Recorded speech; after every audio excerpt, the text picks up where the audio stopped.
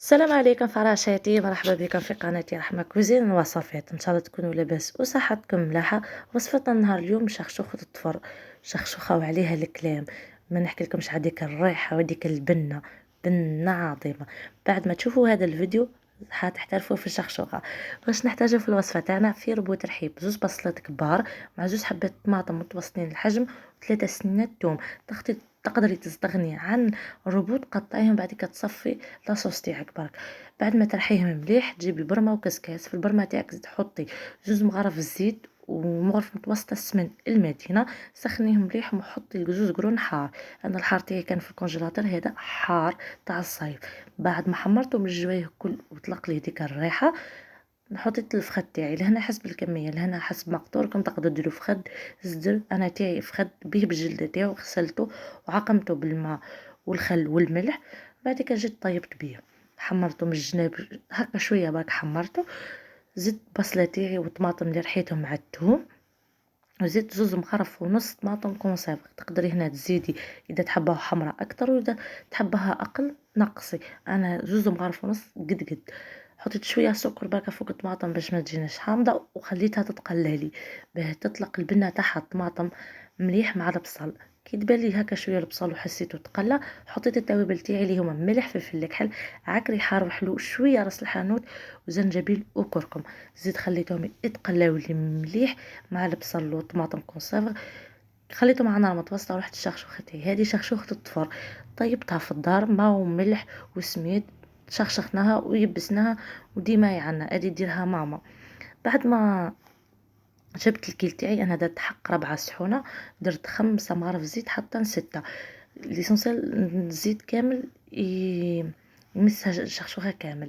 بعد ما تقلات لي نحيت زوج مغارف، بص مغرف هكايا حتى ونص زقو ادما، خلاها اكوتي هذه تاع البصله. بعد ما قليتها نحي هاك زوج مغارف زقو ولا 3 صغار، ماهمش ياسر، امرقي بالماء سخون. حطي الخضره تاعك. انا درت جوج حبات سناريه، واحده جريبات، واحده لفت اللي كانوا عندي.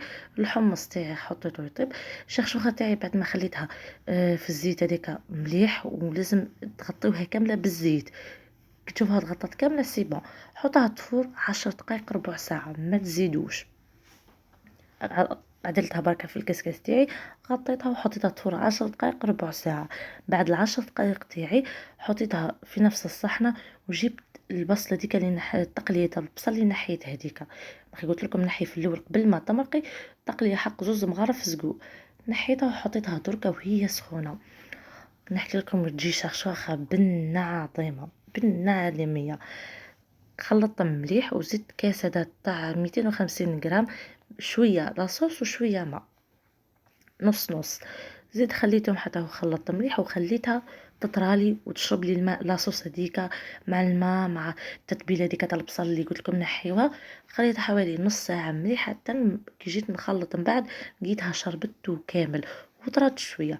حطيتها في الكسكاس، عدلتها ورجعت لها تفور 10 دقائق. الشخشوخه يتفرن مع زوز فورات برك كيما الكسكسي.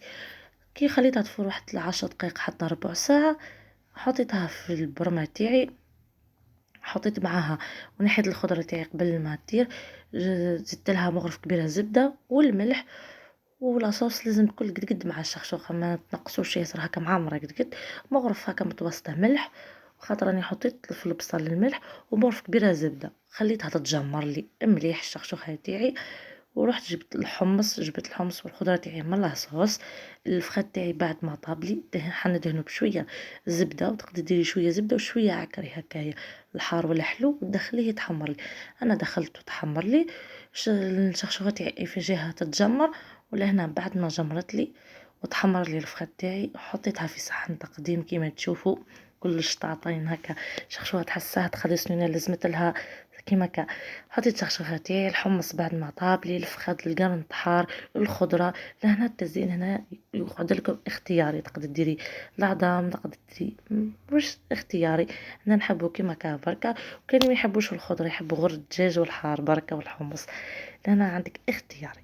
وما تنساوش برك ديروا لي ابوني وفعلوا الجرس بيوصلكم كل ما هو جديد وجيم وكومنتير شباب كيفكم انتم. ان شاء الله وصفات اخرى تسحقوها في رمضان، خلا هاد من الوصفات اللي جايين، والعشيه باذن الله باذن الله زين نبارطاجي لكم وصفه اخرى. باي باي، ان شاء الله وصفات اخرى.